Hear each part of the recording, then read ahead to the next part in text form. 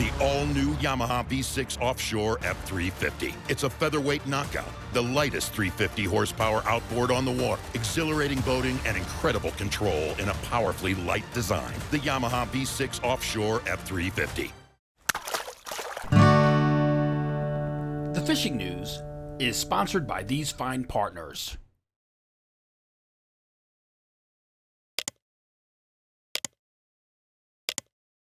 Here at Creekside Outfitters in Waretown on Route 9, the gulp goes out as soon as we put it up. Every size, shape, color. We have the bucktails, we have the jigs, we have the rigs, keepers, doormats, and area rugs. Living life Creekside.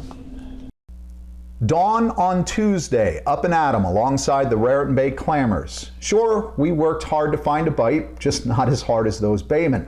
My good friends, Captain Erwin Heinrich of Scales and Tails out of Twin Lights Marina, Jerry Gomber from Tsunami Tackle, and Tom Lynch of Angry Fish Gallery in Point. We were playing around with the new Salt X inshore rods as well as the new the Tsunami forged rods and the 3000 and 4000 series Salt X reels, which are forthcoming, Jerry tells me. I can't wait. A slow start, swipe or two inside the Raritan Bay was all until we headed east down along the shores of Brooklyn, Rockaway Beach to be exact. I don't mind burning a spot like that because those fish, like others behind them, are on the move. They're here today, somewhere else tomorrow. For Erwin and a few others lucky enough to get in on the bite, it was the first truly solid up-top, bunker-smacking topwater striper blitzes of the 24 season. Throwing docks, Tsunami eye-pop poppers, walk-the-dog-style lures. The Tsunami twitch baits were killer, but so too were the swim shads, sometimes vertically jigged in about 35 to 40 feet of water when you had those marks down near the bottom. And just about all overs. Fish into the mid-20-pound range and plenty of them. Following each other, competing for the lure. A lot of laughs, plenty of adrenaline. This is what the spring striper run, in my opinion, is all about. So maybe there might have been a slot or two in the mix, but they probably shouldn't have been there because other critters playing around in these bunker schools this week, giant bluefin tuna. In fact, the charter boat Hyper Striper on Tuesday with Captain Pete Wagner probably has a heck of a story to tell. We all cleared the fleet as Captain Pete put the Henriquez into reverse, quickly back down on a surprise hookup in that bunker busting madness, a giant. Last we saw the Hyper Striper, well, she was heading southeast at a pretty good clip, water slapping against the transom, as the crew feverishly worked to get line back on that big fish.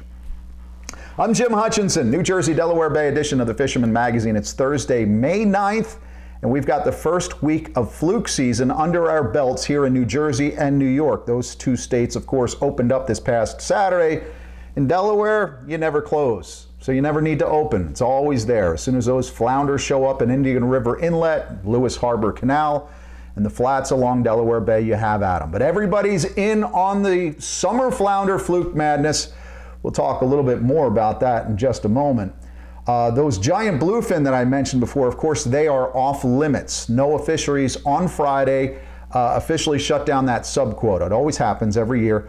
It's a quick subquota of giants, one giant per vessel, per permit, per year. A lot of folks got on them. Doesn't mean, of course, that a trophy bluefin isn't going to pile on a mojo or jump on one of those poppers you're throwing at a striped bass. It does happen. I will say this about the Raritan Bay New York bite striper action right now, however. In talking to Erwin on Tuesday, he reminded me that, you know, in the past 5, 6, 7 years or something, that April bite turns on, and that has all of a sudden become the new normal. But really, if you go back 10 years or so, now is when the striper bite really starts to heat up. Here in the New Jersey region in particular, those bunkers show up and we get the bite in May all the way through June. You've got the stripers that have spawned up the Hudson dropping out. You've got the stripers coming up from the Delaware spawn, the Chesapeake spawn, and they don't all come down from the mouth of the Chesapeake. Some of them must come through the C&D Canal. And then you've got all of our local stripers. So we're getting that mix of size classes, but really this is the time, and of course the height of the bunker run too. It's probably important to maintain a fluid and flexible frame of reference when it comes to migratory stripers. So now that we're coming off this week's new moon, we have a good dose of weather, nice weather conditions this week, and not as much rain. So, a month's worth of rain sends a lot of fresh water into the saltwater system, and I think that has pushed the bunker out. But I expect we're going to start seeing some more of that bunker busting madness right off the coast, and this should continue right up until and through the Manhattan Cup, for example, on June 7th. Now, our timing for this bite is pretty good too in North Jersey, Raritan Bay, Sandy Hook, New York bite, because Striper Quest is next Thursday, May 16th. We'll be holding our second annual tagging event open to the public, deploying 4 more sat tags and some jumbo stripers, but also opening up the day's event to a 50-boat field. Everybody's going to be competing for the most catch and release stripers using those gray fish tags as possible. The captain's meeting is next Wednesday at Ross Brewery in Belford.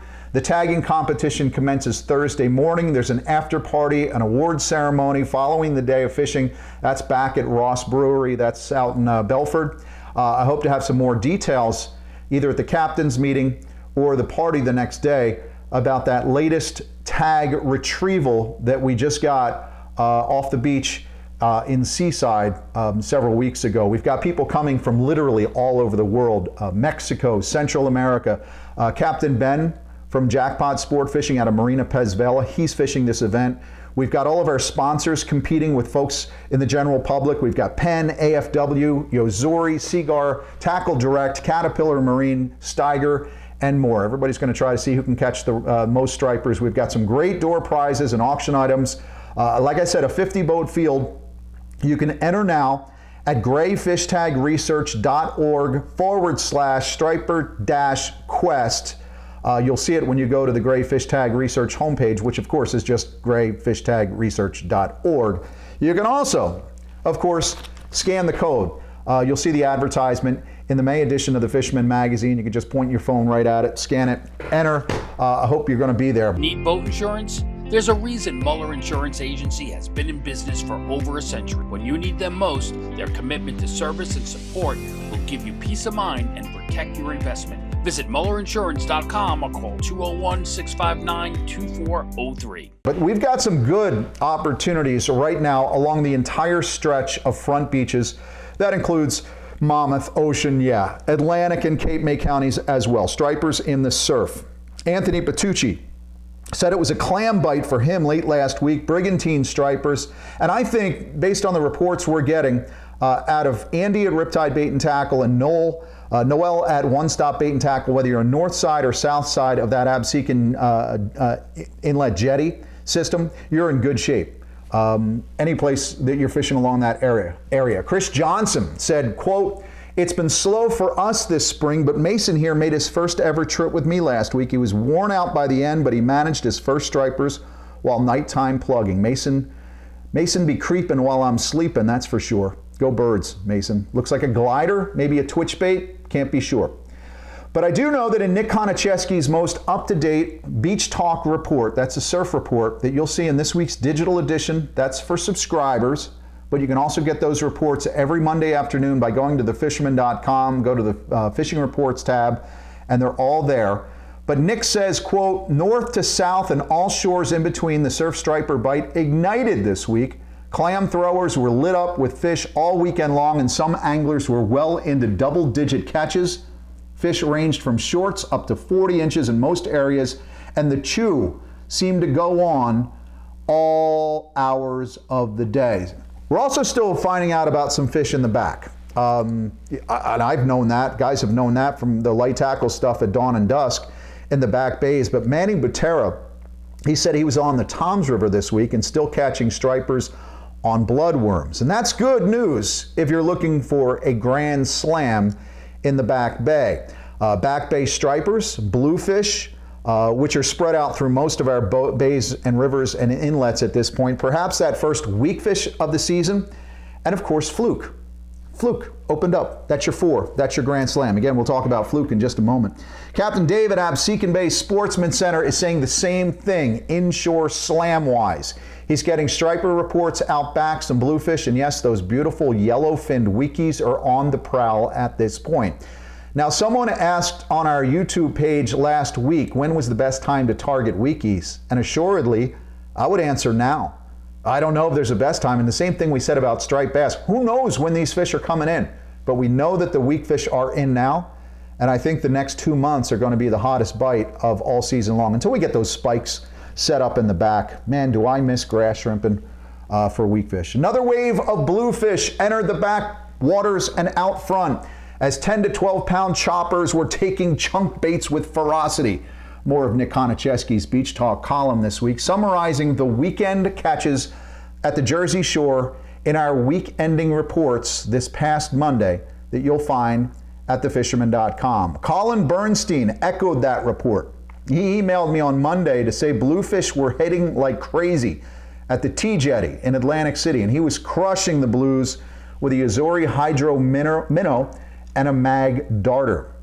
Yeah, so at this point, we've got a lot of inshore species in the mix right now, front to back, all over the place. Still cooler water temperatures in the bays and rivers where you're going to find those blues and stripers, but a lot of summer flounder, I know, have already entered our estuaries at this point in the New Jersey, Delaware Bay region, with weekies, of course, just starting to come in at this point in time. The black drum bite is also underway on the Delaware Bay at this point, both sides, Delaware and New Jersey.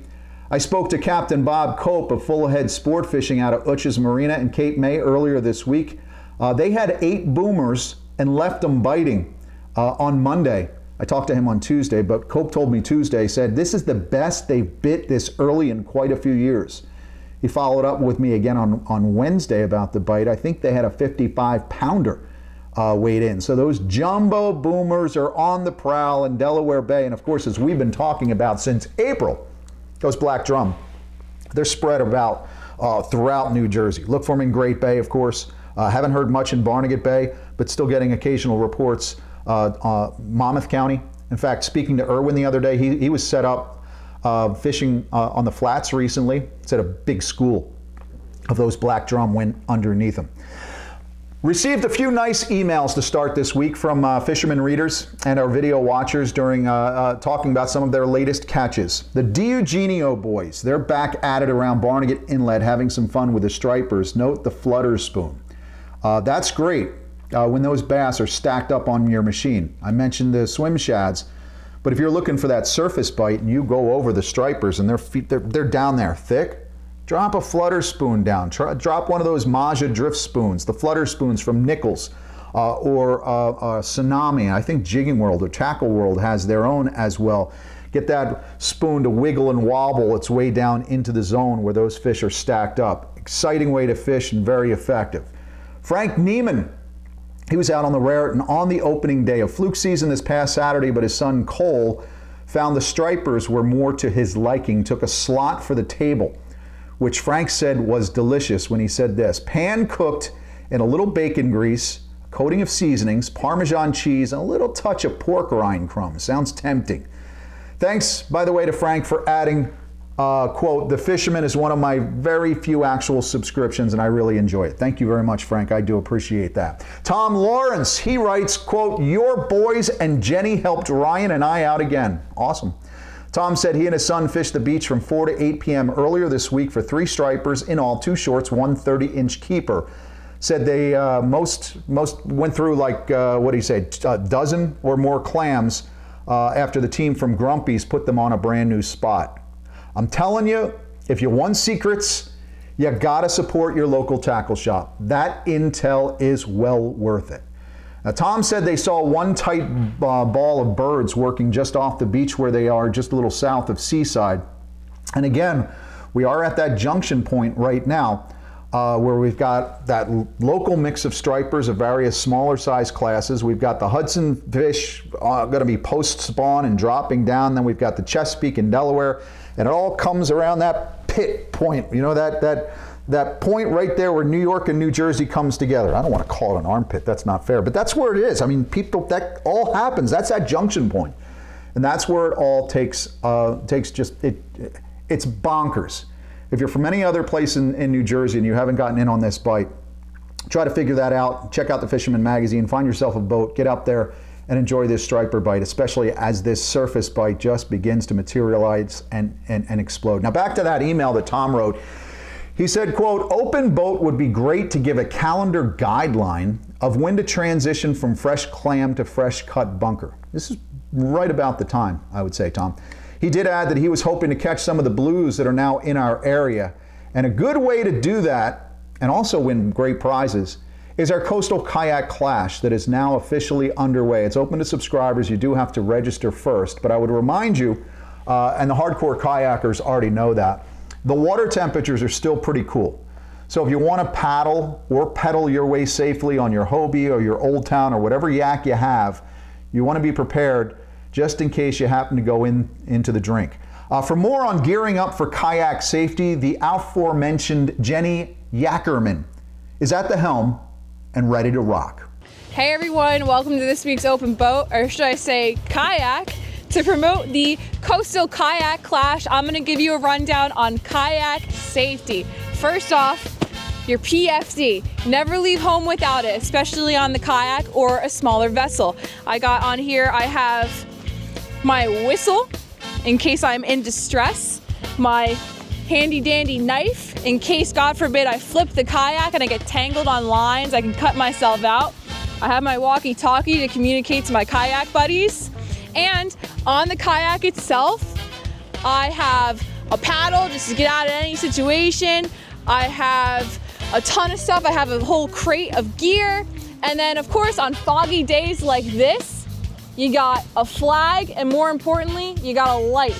So if you're entering the Coastal Kayak Clash this year, remember kayak safety, kayak with your buddy, play it smart, use common sense, and win the 2024 Coastal Kayak Clash.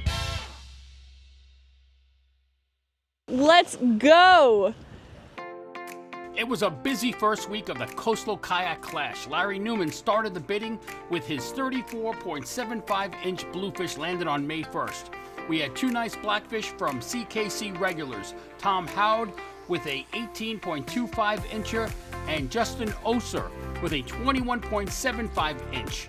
Justin Oser also logged a 14.5-inch porgy.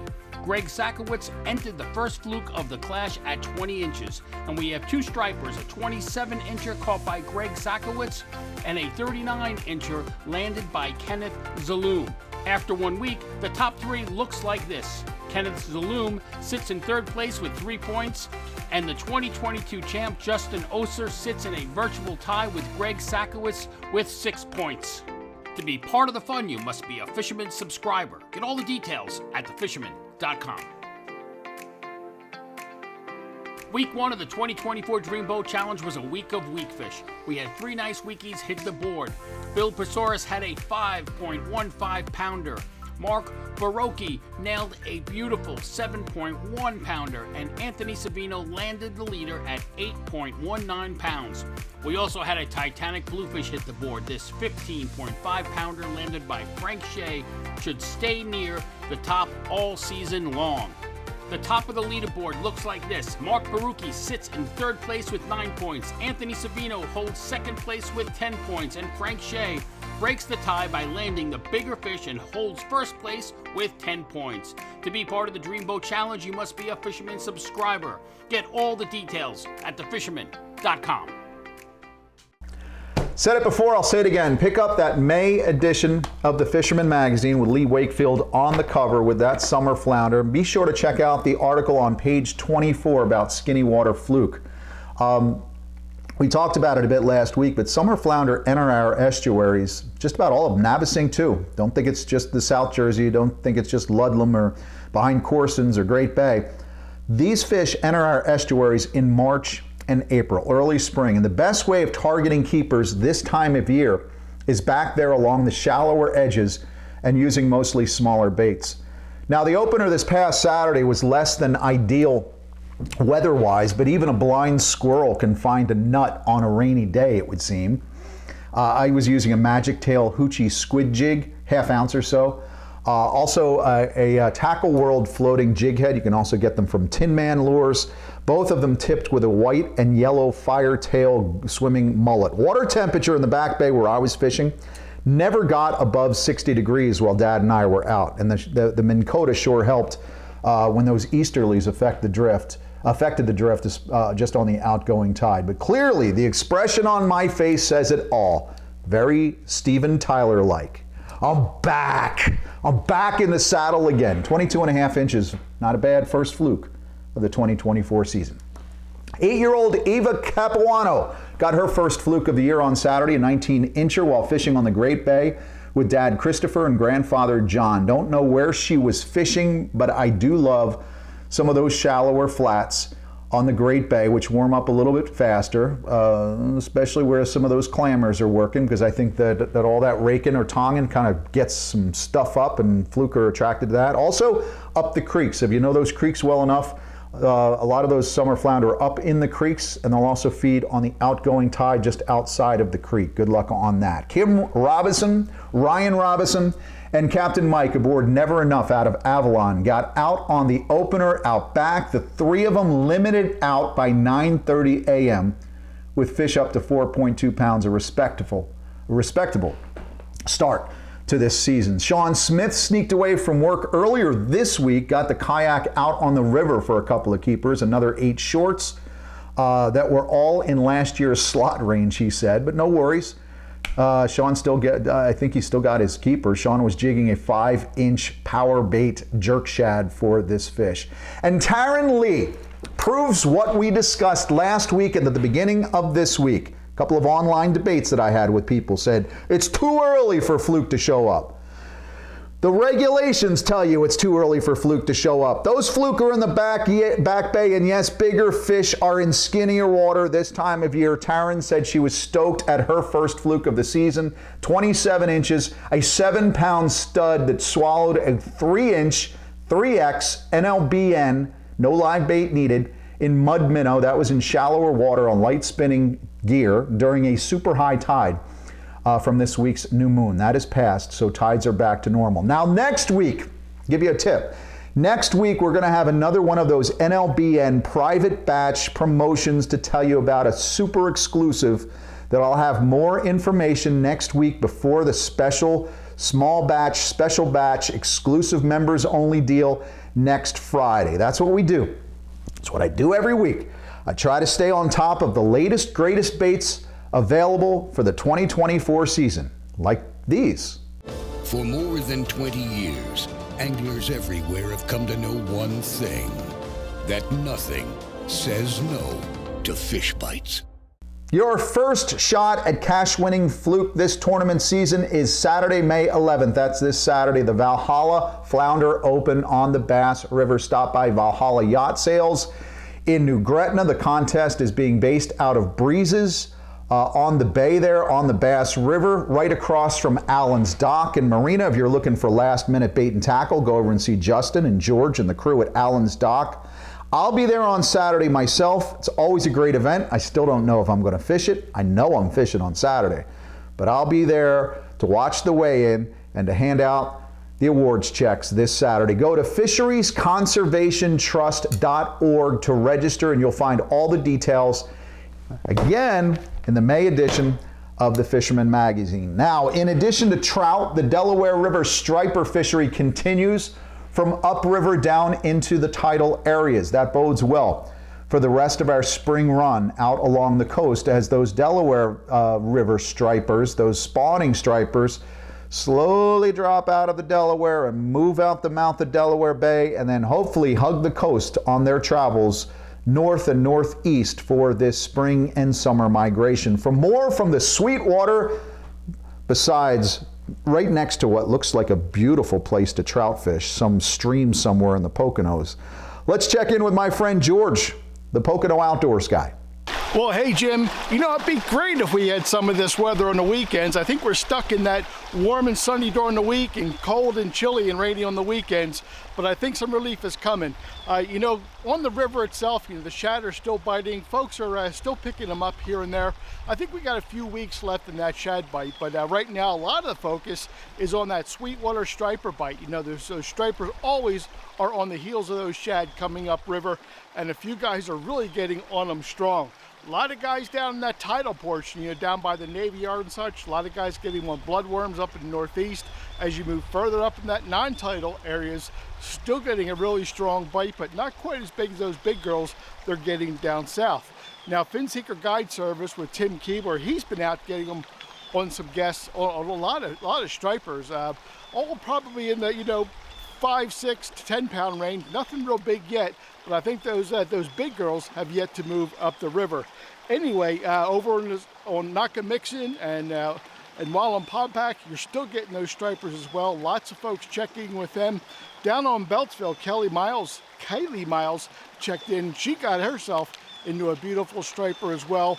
I think she was working some cut bait for those, but a lot of presentations working right now as those fish are back up in the shallows looking to go for a spawn run, even if it's a false spawn run for some of those stock fish. Now the cold water is still dominating here. You know, these creeks, streams, and rivers, they're still pretty cool with the weather we have. With that, the trout are still going really, really strong. We had a few folks check in. Steve Kolnick, you know, he's on the Lehigh River and he's fishing some beastly rainbows, getting them on some spinners on the Lehigh River. Also, Josh Taylor fishing with him, managed to get into a really nice, chunky brown trout as well. Now, my trout guru, Eric Goodstall, well, he was out in some Pocono streams as well, and he was picking up some beautiful brown trout like this 19-incher on an inline spinner as well. Now, other things going on, we still had the guys, lots of smallmouth going on. Sean Wong checked in from North Jersey. He was out working some of those plastic worms, got himself onto a beast of a smallmouth, and his pop, Jen Wong, well, he wasn't about to be underdone, so he went out and got himself a nice big old smallmouth too. So guys, you still got lots of the walleye, the crappie, the largemouth are going on, so lots of great fishing. All we need is a little good weather, and the fish will probably turn on for us all. Well, guys, I hope you get out this weekend and get on them, but from Pennsylvania, I'm George, your Pocono Outdoors Guy.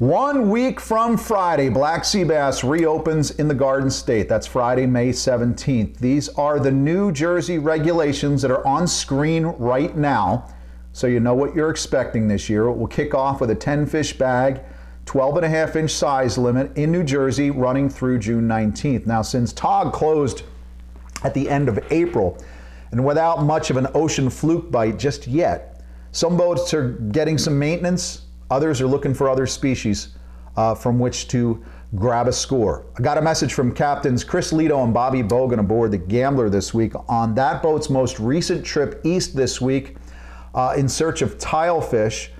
Easton PA's Chris Johnson has apparently had himself a busy couple of weeks on the grounds, but he had a 40-pound golden tile. Leads with the assist here, telling me that the captain, well, he found a mega colony or mega colonies of fish over 40 pounds. The Jamaica 2 nearby on the Manasquan, sticking with cod and ling this weekend. The Big Jamaica doing daily striper runs, and then also gunning for the tilefish later on this week. Boats out of Shark River, the Raritan Bay Shore, down Barnegat, running varied trips before next Friday's black sea bass reopening.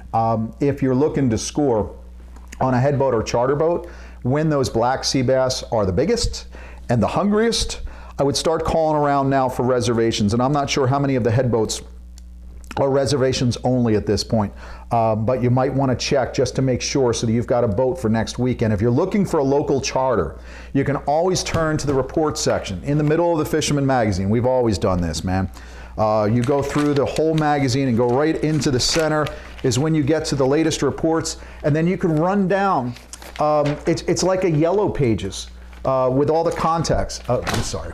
For you youngsters, Yellow Pages, it's sort of like TripAdvisor or Yelp, but in print and without the nasty reviews. But anyway, you'll get all the information, some boats that you can choose, give a call and say, hey, you sailing for black sea bass and you're taking reservations. You can also get more intel and for hire information when you stop in at any of the New Jersey, Delaware regional tackle shops. Many of those you'll find in the Fisherman magazine as well, but there are plenty of opportunities, especially in the Back Bay, in the southern part of the Garden State, but you might want to stop in one of the marinas to check it out. And certainly some great opportunities for some Back Bay summer flounder fishing, like really light tackle, perfect for the kids on board. I know pontoon boats like the High Roller out of Atlantic City, they're getting on them while the getting's good. You can also stop into a marina, perhaps Pier 47 Marina down in Wildwood. You can stop into Ray Scott's dock. They've got their brand new pontoon boat, the Captain Robin Scott. That'll be out there summer flounder fishing as well. So if you're looking for boats, you're looking for intel, make sure you make yourself a familiar face, a familiar, friendly, smiling face at the local tackle shop or marina, because certainly that's the way you can get some really good intel and get hooked up with some of the local boats as well. Now, weather-wise in the days ahead, today's supposed to be pretty wet, Thursday, May 9th, but a little less so Friday, and Saturday looks pretty tasty to me, especially for Back Bay drifting. Intervals of sun and clouds at the Jersey Shore. Winds could push 15 miles per hour though. But we have highs near 60. So hopefully I don't have to bundle up in the foul weather gear like I did this past Saturday. Less sun in the forecast on Sunday, but it almost seems a little bit more like striper weather than it does for fluke, but doesn't matter. Bundle up, get out there, get on them. As for the marine forecast from NOAA Weather, folks looking to get outside the beach or even figuring out how much weight to bring to their surf casting party this weekend. Windy on Thursday and Friday, but things look like they should settle down a little bit more Saturday, Sunday, and hopefully into Monday as well. I would tell you this, my Tuesday striper trip was supposed to be wet and rainy, but it turned out sunny and warm, almost hot, with very little wind and very many stripers busting out on top.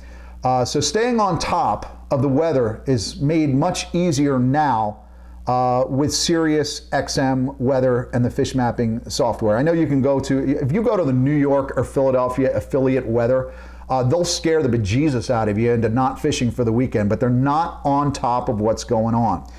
You can get on top of things though. If you saw the email blast that we sent from the Fisherman magazine earlier this week, there was a great little video segment, about 3 minutes or so, featuring Beach Haven native, my friend Carl Anderson, talking about the ins and outs of SiriusXM Marine, and especially the SiriusXM Marine weather. I can tell you that I've heard countless stories about folks who are just off the beach 15, 20 miles and looking at their SiriusXM unit and seeing a batch of storms all of a sudden just materialize out of Philadelphia that they weren't necessarily on anyone's weather forecast, but they were able to get to the barn before those storms kind of barreled through some of the inlets like they typically do.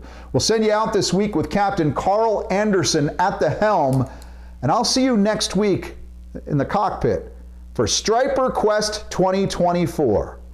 Carl Anderson, Pompano Beach, Florida, and Beach Haven, New Jersey. I guess I started running boats when I was probably 16, but really started to run boats in earnest after college and have been running boats for 30 years.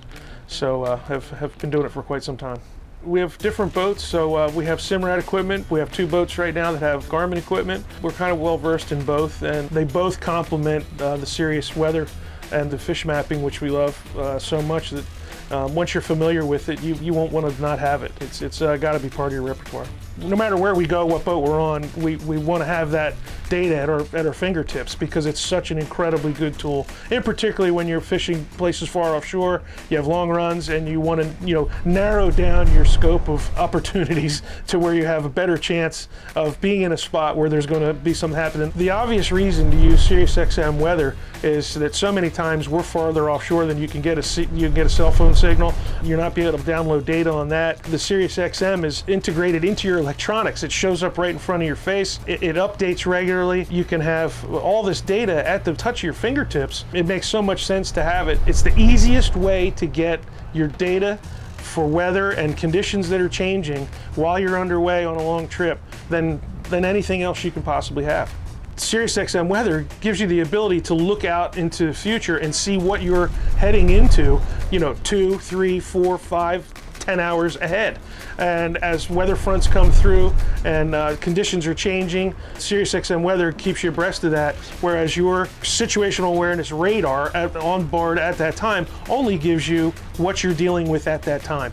Obviously, the most basic feature on SiriusXM Weather for us before we start any trip is the ability to look at our future forecast weather. What's happening and what's happening now, what is happening where I'm going. The last thing I want to do is go down to, make a 100-mile run or something and find out that the wind's blowing 40 down there and it's only blowing 10 up here, and that's what we're going to run into. So it gives you that ability to really plan your day, have a good, safe trip, and the ability to have fun. Nobody wants to get beat up in the weather.